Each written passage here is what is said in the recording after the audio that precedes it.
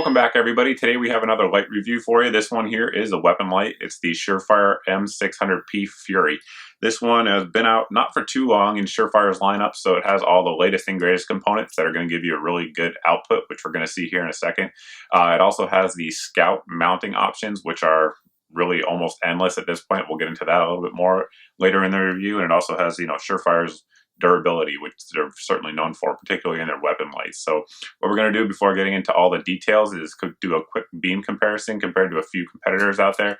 We have the LZ Bravo, another great light, also can be used as a weapon light, and the Surefire M300, which is sort of the little guy. This one here is the 200 lumen output, so you're going to see a pretty big difference in these two lights, at least I think so, when we step outside. Coming up next. For those new to my light reviews, this shed here is about 25 meters away, and the corner right there is about 45 meters away. This is the light from the Surefire that we're taking a look at today. It has a good output, nice wide spill. My dogs are out there. You can see it lights them up pretty well.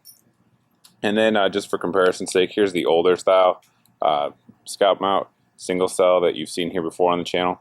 Works just fine. A little bit of a hot spot there, but certainly in terms of overall output, nowhere near what you're seeing with the 2-cell with the modern technology in the LED and reflector. Again, here's the Surefire. There's my dog poking into the screen there on the side. And here's our LZ over here on the right, Surefire on the left. You can see that beam patterns are pretty different just from this shot alone. The Surefire's got a much more focused hotspot, whereas the LZ here, which is what this is a much more even, sort of more flood and hotspot balance, if you will, versus the Surefire. Surefire's a little bit whiter tint as well than the LZ. Surefire, you can see how they stack up.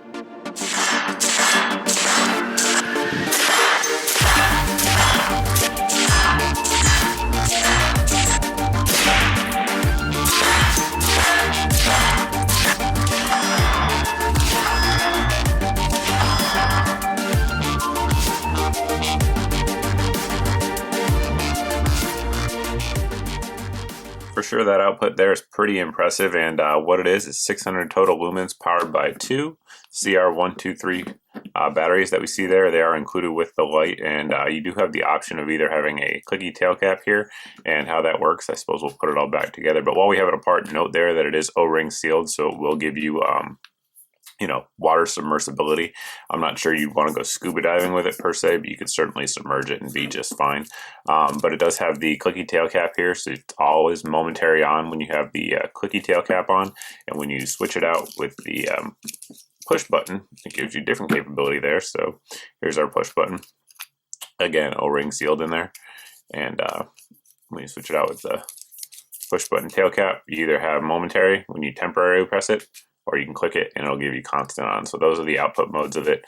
And either way, it's going to give you high only. So 600 lumen output, no matter what sort of mode you're running it in. With the batteries in there, as it would sit on your weapon, it comes in at 7.8 ounces, and it is made of 6061 aluminum, the whole body, the head, everything. And it is type 3 hard anodized. So it's both the FDE here that you see, as well as the black are going to have that type 3 hard anodizing on there, which is pretty good stuff for corrosion resistance and wear. You've seen that this one certainly has some wear on there, so you can see some nicks and stuff like that. But overall, it's holding up pretty well. And if you use your rifle or you use your lights, obviously you're going to have nicks. It's just sort of a nature of the beast.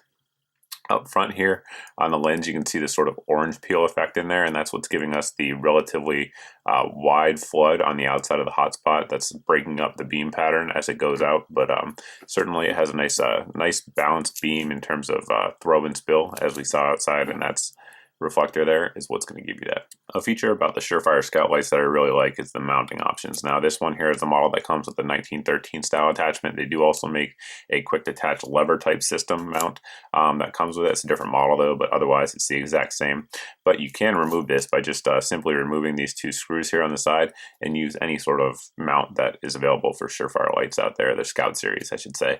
I've been using the impact weapons components here throughout the review, but there are several others that are really nice, and really the world is sort of your oyster in terms of mounting these lights due to the popularity of them, and there's tons of great companies making really nice mounts for them. So that's certainly something that's nice as well that you don't get with a lot of the competitor lights. those of you that have been watching the channel for a while now know I'm a pretty big fan of the Scout lights.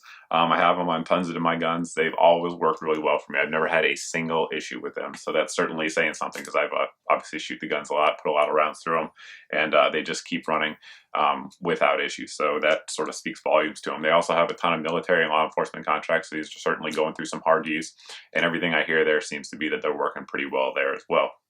So those are all the good things. The bad thing about it, if you will, that folks are going to complain about is going to be the price. The MSRP on this sucker, I think, is like $350.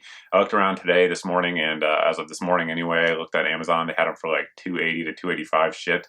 So they're certainly not cheap. It's relatively expensive, but you know, it's sort of whatever you want. If you want to pay for the quality, the durability, and obviously the output that you have there. So it's sort of up to you. But if you have the money, it's one I would definitely take a look at. They're very good lights for sure. And they certainly proved themselves here in my experience and other places as well. But if you guys have any questions about these lights or anything else we talk about here on the channel, you can always post below in the comment section. You can also post over at my Facebook page as always. But thanks for watching, guys. Thanks for subscribing, and I hope to see you in the next video.